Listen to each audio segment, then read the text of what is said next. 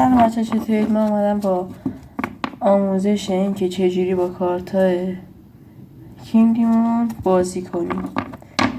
ما با این میتونیم دو مدل میشه بازی کرد. حالا بازی های زیادی میشه باشه انجام داد، ولی این دو مورد بهتره.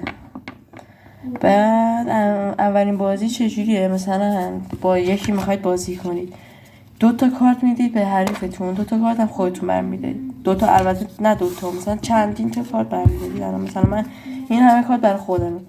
اون مثلا شخصی که داره براتون بازی میکنه اونم آورده. من 2 تا کارت میارم، 2 تا یا بیشتر، یه دونه نمیتونیم بیاریم، 2 تا میاریم.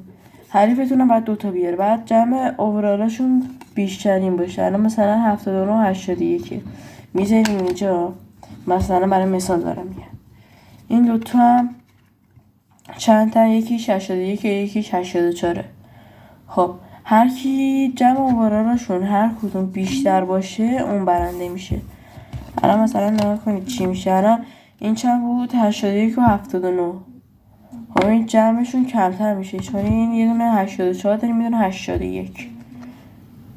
اینجوری میشه که این برنده میشه. یا با اصلا با کارتای دیگه، حتی کارت 100 یا 90 یا هر عدد دیگه هم اوورالشون باشه میتونیم بیاریم بازی کنیم. یه مدل دیگه هم هست که ما میایم اسمش پشت و روه. یه کارت حریفتون میاره، یه کارت خودمون برمیداریم.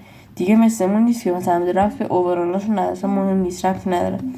پشت و رو بازیش اینجوریه که ما میندازیم، هر جوری میندازیم. حالا اونم بهتون میگم آخر سر.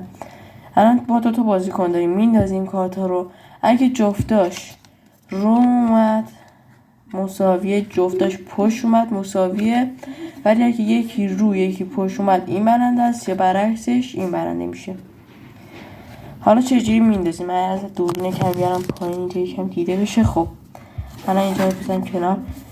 2 تا مدل با اینا میشونیم بندازیم. یه دونه اینجوری میذاریم اینجا انگشتمون، ناکن میذاریم اینجا، بعد میچرخونیم اینجوری میندازیم بالا با شستمون میندازیم بالا. این چی شد؟ پشت اومد. اگه این رو بیاد میبریم، اگه پشت بیاد مساوی، هیچ اتفاقی نمیفته. حالا من اینو باز میندازم، اینم پشت اومدن، هر دوتاش مساوی شدن. یه مدل دیگه هم میتونیم بندازیم. چجوریه؟ ما اینو میزنیم این بند انگشتمون هست، این آخر میذاریم اینجا، اینجوری میندازیم پشت رو اومد بخشید. بعد قشنگ بچرخه، اگه زیاد نچرخه باید دوباره بندازیم. این همینطور میندازیم، هم دوباره مساوی شد. جالبیش اینجا هر دوتاشون هم اوورالشون 80. خب یه بار دیگه همینجوری مثلا میندازیم، ما ببینیم کی برنده میشه. این زیاد نچرخید، الان چرخید پشت اومد. این ببینیم چجوری میفته. این رو اومد، الان این برنده شد، این میبازه. اینجوری کارت برمیدارید برای خودتون، بعد دوباره بازی میکنید همینجوری. حالا با چه کارت های دیگه این هم میتونید بردارید، مثلا 90 باشه، هر فرقی نداره. الان هر عددی اوورالشون باشه مهم نیست، بیشتر به کارت میمونه. ولی اون بازی اولی که بهتون گفتم رفت به اوورال داره، بعد 2 تا کارت یا بیشتر.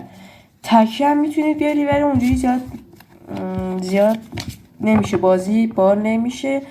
تکی بیارید خب مثلا میتونید 100 بیارید یا اون یکی هم 100 بیاره، مساوی میشید. مثلا من یه دونه 100 میارم، یه دونه 90 میارم، ولی اون شخص یه دونه 100 بیاره، یه دونه 80 بیاره. اینجوری همین 2 تا کارت یا 3 تا 4 تا یا همینجوری بیشتر بیاری، به نظر من اینجوری کارتون بهتر میشه. خب امیدوارم که یاد گرفته باشید و بازی کنید و خوشتون بیاد ازش. تا ویدیوی بعدی، خدا نگهدار.